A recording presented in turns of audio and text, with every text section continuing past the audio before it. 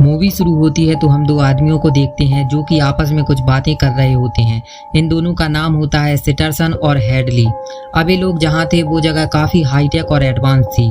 तभी यहाँ पर एक लड़की आती है जिसका नाम लिन था, जो कि इन्हें किसी खुफिया प्रोजेक्ट के मल्टीपल फेलियर्स के बारे में बता रही थी। इनकी बातों से लग रहा था कि ये प्रोजेक्ट कई सारी जगहों पर किया जा रहा है और इन्हें इस प्रोजेक्ट को कम से कम एक जगह पर तो सक्सेसफुल करना ही था। इस प्रोजेक्ट को सक्सेसफुल करने के लिए अब सिर्फ दो ही जगह बची थी, जापान और अमेरिका। अब सीन शिफ्ट होता है तो हमें दो लड़कियां दिखाई जाती हैं जिनका नाम डैना और जूल्स था। यहाँ पर जूल्स का बॉयफ्रेंड भी था जिसका नाम कर्ट था। फिर हमें इनके दो फ्रेंड्स होल्डन और मार्टी को भी दिखाया जाता है और अब ये सब दोस्त मिलकर कहीं घूमने जाने वाले थे। जब ये अपनी गाड़ी लेकर यहाँ से जाने लगते हैं तब हमें डैना की छत पर एक आदमी दिखाई देता है जो कि इन सब पर नजर रखे हुए था। वो फोन पर किसी को बताता है कि वो लोग यहाँ से निकल चुके हैं। अब ये लोग अपनी गाड़ी लेकर एक कैबिन की ओर जा रहे थे जो कि एक जंगल में था और कर्ट के कजिन ने उसे कुछ टाइम पहले ही खरीदा था। अब रास्ते में कर्ट अपनी गाड़ी को एक गैस स्टेशन पर रोकता है जिसकी हालत बहुत ज्यादा खस्ता दिखाई देती है। उसके बाद जब वो गैस स्टेशन के अंदर जाते हैं तो वहाँ पर उन्हें एक बूढ़ा आदमी मिलता है जो कि इनके साथ काफी अजीब सा बिहेव करता है और उनकी गाड़ी में गैस भी नहीं डालता। उसके बाद ये लोग उससे उस जगह के बारे में पूछते हैं जहाँ ये लोग जाने वाले थे, पर ये आदमी उनसे सीधे मुंह बात ही नहीं करता। फिर ये लोग बिना गैस भरवाए ही वहाँ से जाने लगते हैं। अब ये लोग जहाँ जा रहे थे वहाँ जाने का और आने का सिर्फ एक ही रास्ता था जो कि एक टनल से होके जाता था। और जैसे ही ये लोग उस टनल के अंदर जाते हैं तभी हमें वहाँ पर एक चील उड़ती नजर आती है जो कि किसी ट्रांसपेरेंट दीवार से टकराकर मारी जाती है, जिसे देखकर लगता है कि ये दीवार कोई बहुत ही हाईटेक टेक्नोलॉजी का यूज करके बनाई गई है। फिर ये लोग कैबिन के अंदर पहुंच जाते हैं जहाँ पर होल्डन को एक पेंटिंग नजर आती है जो कि काफी अजीब सी दिख रही थी। अब होल्डन जैसे ही उस पेंटिंग को हटाता है तो वो देखता है कि उस पेंटिंग के पीछे एक शीशा लगा हुआ है जहां से होल्डन डैना को देख पा रहा होता है, जबकि डैना दूसरे रूम के शीशे के सामने खड़ी थी लेकिन वो होल्डन को नहीं देख पा रही थी। उसके बाद वो डैना के पास जाता है और उसे ये सब बातें बता देता है। उसके बाद ये सब अपने अपने रूम चेंज कर लेते हैं। उसके बाद डैना उस शीशे को उसी पेंटिंग से ढक देती है, लेकिन ये पेंटिंग भी काफी डरावनी थी, इसीलिए वो इस पेंटिंग को भी एक कपड़े से ढक देती है। अब इस पूरे केबिन में कैमरे लगे हुए थे जिस पर वो दोनों आदमी सिटरसन और हेडली इन्हें देख पा रहे थे। इससे हमें पता चलता है कि वो सिर्फ केबिन को ही नहीं बल्कि इस पूरी जगह को ही कंट्रोल कर रहे थे। तभी वहां पर एक फोन बजता है और ये फोन उसी गैस स्टेशन वाले का था जो कि उनसे कह रहा था कि मैंने अपना काम कर दिया है, अब तुम लोगों की बारी है। अब हम इस हाईटेक बेस के अंदर कई सारे और भी लोगों को देखते हैं। ये लोग आपस में बैट लगा रहे थे। वो लोग बैटिंग इस चीज पर लगा रहे थे कि इन लोगों को सबसे पहले कौन सा मॉन्स्टर मारेगा। अब वहीं दूसरी तरफ सब लोग ट्रूथ एंड डेयर गेम खेल रहे थे जहां पर मार्टी जूल्स को डेयर देता है कि तुम्हें उस दीवार पर टंगे बल्ब के साथ मेकआउट करना है। क्योंकि सबसे शरारती जूल्स ही थी तो वो बिना किसी झिझक के ये डेयर एक्सेप्ट कर लेती है और वुल्फ के साथ मेकआउट करने लगती है। लेकिन तभी अचानक से केबिन के अंदर एक दरवाजा खुलता है जो कि किसी बेसमेंट का था। पहले तो ये लोग काफी डर जाते हैं, लेकिन जूल्स डैना को डेयर देती है कि वो इस बेसमेंट के अंदर जाएगी। डैना डेयर एक्सेप्ट करती है और बेसमेंट के अंदर जाती है। इसके बाद ये सभी वहां पड़ी चीजों को देखने लगते हैं। अब मार्टी इन सब से बार बार बेसमेंट से बाहर चलने के लिए कहता है, लेकिन वो लोग उसकी बातों पर ध्यान नहीं देते। यहाँ कुछ ऐसी भी चीजें थी जिन्हें इग्नोर नहीं किया जा सकता था। अब देखते देखते डैना को एक डायरी मिलती है जो कि एना नाम की लड़की ने 1903 में लिखी थी। डायरी में उन पर किए गए सारे अत्याचारों का जिक्र था और उस डायरी में एना ने लिखा था कि उसकी फैमिली के मेंबर्स ने उसे और उसकी मॉम को बहुत ज्यादा टॉर्चर किया था, जिसमें उसका एक हाथ बुरी तरह से कट भी गया था और उसकी मॉम को भी उसके फादर ने बुरी तरह से मारा था। इस डायरी में ये भी लिखा हुआ था कि जो भी उस डायरी में लिखे मंत्रों को पढ़ेगा तो वो लोग फिर से जिंदा होकर उन लोगों को मार डालेंगे जिन्होंने उन्हें मारा था।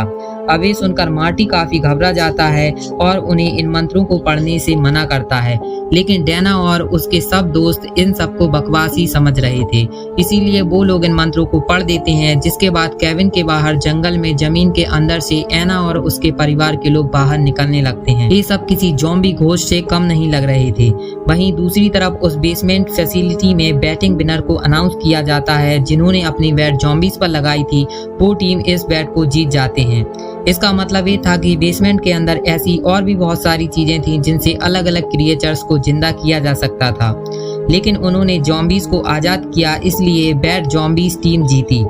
सिटरसन विनर टीम का नाम एक व्हाइट बोर्ड पर लिख देता है जिस पर कई सारे और भी मॉन्स्टर्स के नाम थे, यानी कि ये जगह मॉन्स्टर से भरी हुई थी। अब सेम टाइम में जापान में हो रहे इसी तरह के एक प्रोजेक्ट की फुटेज दिखाई जाती है जहां स्कूल के बच्चों को एक इविल स्पिरिट डरा रही होती है, यानी कि हर जगह इस प्रोजेक्ट को अलग अलग ढंग से किया जा रहा था। अब दूसरी तरफ कर्ट और जूल्स जंगल की तरफ घूमने जाते हैं जिन्हें सिटरसन और हेडली अपने अंडरग्राउंड बेस से देख रहे थे। तभी जंगल में जूल्स पर एक जॉम्बी अटैक कर देता है। कर्ट उसे बचाने की कोशिश करता है जिस वजह से वो भी घायल हो जाता है, मगर जॉम्बी जूल्स को अपने साथ घसीट कर ले जाते हैं और उसे एक दर्दनाक मौत दे देते हैं, जिससे उसका खून निकलकर एक ऐसी जगह पर जाता है जहां दीवार पर कुछ इंसानों की शेप की आउटलाइन बनी हुई थी, जहां उसका ब्लड पूरी तरह से भर जाता है। इधर कर्ट भागकर केबिन के अंदर आ जाता है जहां वो अपने दोस्तों को सब कुछ बताता है कि अभी अभी जंगल में उसके साथ क्या हुआ था और जूल्स भी मारी गई है। इसके बाद कर्ट सबसे कहता है कि हमें यहाँ से निकलना होगा।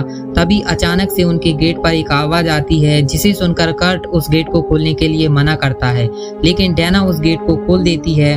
अब वो जैसे ही गेट को खोलती है तो उनके सामने एक जॉम्बी खड़ा हुआ था और उसके हाथ में जूल्स का कटा हुआ सर था। वो जूल्स के सर को डैना के हाथों में फेंक देता है। इससे पहले कि ये जॉम्बी इन पर टूट पड़ता, एक किसी तरह से दरवाजे को बंद कर देते हैं। इसके बाद कर्ट यहाँ से निकलने का प्लान बनाता है और कहता है कि हम सबको घर के सारे खिड़की दरवाजे बंद करके एक साथ रहना होगा। इधर सिटरसन और हेडली उनका आइडिया सुनकर परेशान हो जाते हैं क्योंकि उन्हें लग रहा था कि शायद ये लोग इस आइडिया से बच सकते हैं। तभी वो लोग एक बटन को दबाकर घर में एक केमिकल गैस रिलीज कर देते हैं जिससे कि कर्ट का मूड बदल जाता है और वो अपने आइडिया को चेंज करके सबको अलग अलग होने को कहता है। इसके बाद सब अपने अपने रूम की ओर भागने लगते हैं और उनके जाते ही उनका डोर लॉक हो जाता है। मार्टी को अपने रूम में कैमरे और वायर दिखाई देते हैं जिससे उसे समझ में आ जाता है कि पूरे केबिन पर कैमरा से नजर रखी जा रही है और इसे टेक्निकली कंट्रोल भी किया जा रहा है। इसे देखकर वो परेशान हो जाता है और कुछ भी समझ नहीं पाता। तभी एक जॉम्बी आकर उसे विंडो से बाहर खींच लेता है और उसे मार डालता है। इसके बाद मार्टी के खून से भी उसी तरह की आउटलाइन फिल होती दिखाई देती है। अब यहाँ पर सिर्फ 3 लोग ही बचे थे जो कि वैन में बैठकर यहाँ से कहीं दूर भागने लगते हैं। दूसरी तरफ जापान में दिखाया जाता है जहाँ के स्कूल के बच्चों ने उस इविल स्पिरिट को एक्सोर्सिज्म कर एक मेंढक के शरीर में कैद कर लिया था। अब ये देखकर हमें साफ पता चल जाता है कि जापान वाला प्रोजेक्ट भी अब पूरी तरह से फेल हो चुका है। अब सब अमेरिका वाले पर है जो कि यहाँ चल रहा है। इधर कर्ट, होल्डन और डैना यहाँ से बाहर जाने के लिए टनल से होके जा रहे थे। अब जैसे ही ये टनल के आगे बढ़ते हैं तो सिटरसन टनल में ब्लास्ट कर देता है जिससे टनल टूट जाती है और ये लोग टनल को क्रॉस नहीं कर पाते। इसीलिए कर्ट डिसाइड करता है कि वो अपनी डर्ट बाइक से खाई को जंप करेगा और दूसरी तरफ जाकर हेल्प लेकर आएगा। अब जैसे ही वो जंप करता है तभी वो उस ट्रांसपेरेंट दीवार से टकरा जाता है और नीचे गिरकर मारा जाता है। उसके मरने के बाद ये दोनों हैरान रह जाते हैं। अब ये लोग वैन में बैठते हैं और केबिन की ओर ही वापस जाने लगते हैं, लेकिन इनकी वैन में एक जॉम्बी बैठा हुआ था जो कि होल्डन की गर्दन में एक फनल आर पार कर देता है जिससे इनकी वैन का बैलेंस बिगड़ जाता है और वो लेक में जाकर डूबने लगती है। लेकिन डैना जैसे तैसे उस जॉम्बी से बचते हुए बाहर निकल आती है। तभी वहाँ जॉम्बी आकर उस पर अटैक करने लगता है। वो उसे मारने ही वाला होता है कि तभी वहाँ पर मार्टी आ जाता है, जिसे देखकर हमें पता चलता है कि मार्टी अभी जिंदा है और ये बात अंडरग्राउंड निगरानी करने वालों को भी नहीं पता थी। वो लोग मस्ती में पार्टी कर रहे थे क्योंकि उन्हें लग रहा था कि वो सब लोग अब मारे जा चुके हैं, बस डैना ही बची हुई है जिसे भी कोई ना कोई क्रीचर मार ही डालेगा। अब मार्टी डैना को लेकर उस जगह पर आ जाता है जहां जॉम्बी उसे लेकर गया था। मार्टी उसे बताता है कि उसने जॉम्बी के टुकड़े टुकड़े कर दिए थे लेकिन वो अभी भी जिंदा है, यानी कि इन्हें पूरी तरह से नहीं मारा जा सकता। फिर मार्टी डैना को सब कुछ बताता है कि इस पूरे एरिया को टेक्निकली कंट्रोल किया जा रहा है और उन सब पर नजर रखी जा रही है और उन जॉम्बीज को लिफ्ट के जरिए ऊपर भेजा गया था ताकि वो हमें मार सकें। यानी कि ये एक गेम की तरह है जिसमें ये लोग शिकार हैं और इन पर नजर रखने वाले शिकारी। अब इनके पास यहाँ से भागने का कोई और रास्ता नहीं था, इसलिए ये लोग लिफ्ट के जरिए अंडरग्राउंड ही जाने लगते हैं जहाँ की ये बेस कैंप बना हुआ था। अब नीचे अंदर जाते हुए इन लोगों को अजीब अजीब से मॉन्स्टर्स और क्रिएचर्स दिखाई देते हैं जो कि काफी भयानक और अजीब थे और इस बेसमेंट में ऐसे हजारों प्रकार के क्रिएचर्स थे जो कि इस प्रोजेक्ट का हिस्सा थे। अब सिटरसन यहाँ सिक्योरिटी को भेजता है, जिसे ये लोग जैसे तैसे मार देते हैं और लिफ्ट से बाहर आ जाते हैं, जहाँ ये लोग ये अनाउंसमेंट सुनते हैं कि ह्यूमैनिटी को बचाने के लिए उन्हें अपनी कुर्बानी देनी पड़ेगी। वो लोग ये सुनकर बहुत ज़्यादा डर जाते हैं और छुप जाते हैं। लेकिन अब ये लोग जहाँ थे वो एलिवेटर का कंट्रोल रूम था, जहाँ से सारे लिफ्ट्स को कंट्रोल किया जा सकता है, जिसमें कि खतरनाक मॉन्स्टर्स को पकड़कर रखा गया था। अब मार्टी और डैना को पकड़ने के लिए बेस कैंप की पूरी फौज आ जाती है और डैना उनसे बचने के लिए यहाँ एक बटन को दबा देती है, जिससे वहाँ के सारे लिफ्ट के दरवाजे खुल जाते हैं और उनमें से बहुत सारे मॉन्स्टर्स निकलते हैं, जो कि सबको बुरी तरह से मारने और खाने लगते हैं। अब सिटरसन और हेडली के रूम में भी एक मॉन्स्टर घुस जाता है और वो हेडली को मार डालता है। अब सिटरसन जैसे तैसे करके अपनी जान बचाकर वहां से भागता है, जहां डैना और मार्टी आ जाते हैं और डैना उसे चाकू मार देती है। इसके बाद वो यहाँ से निकलते हैं और अंदर की तरफ भाग जाते हैं। इसके बाद ये लोग वहाँ 5 लोगों की बॉडी आउटलाइंस देखते हैं, जो कि इन 5 दोस्तों को ही रिप्रेजेंट कर रही थीं। तभी वहाँ बेस कैंप की डायरेक्टर आती है और वो बताती है कि हम सब ह्यूमैनिटी को बचाने के लिए ये सब कर रहे थे, क्योंकि एंशिएंट इविल गॉड्स धरती के काफी नीचे रहते हैं, जिन्हें हर साल 5 अलग अलग पर्सनालिटी के लोगों की बलि चाहिए।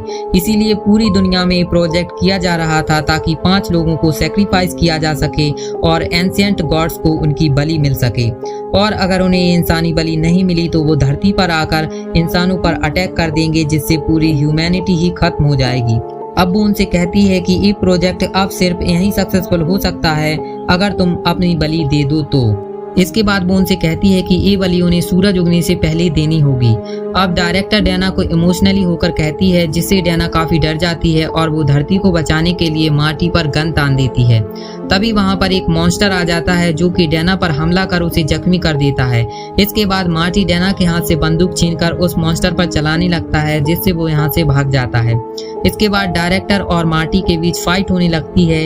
इसी बीच वहाँ डायरी वाली एना आ जाती है, जो कि डायरेक्टर पर हमला कर उसे मार डालती है और यहाँ पर मार्टी इन दोनों को धक्का देकर नीचे फेंक देता है। अब इन दोनों को ऐसा लग रहा था कि सब कुछ ठीक हो गया है। इसके बाद ये लोग वहाँ बैठकर सिगरेट पीने लगते हैं, जहाँ डैना मार्टी से सॉरी बोलती है क्योंकि उसने उसके ऊपर गन पॉइंट की थी, और मार्टी भी उसे सॉरी कहता है क्योंकि उसने उसे ये नहीं बताया था कि उसके पीछे एक मॉन्स्टर है। तभी ये पूरी जगह जोरों जोरों से हिलने लगती है। इसके बाद इस बेस कैंप में से एक बड़ा सा हाथ बाहर निकलता है। इसका मतलब इविल गॉड्स को उनकी प्रॉपर बलि नहीं मिली, जिसका कहर अब वो धरती पर बरसाने वाले हैं।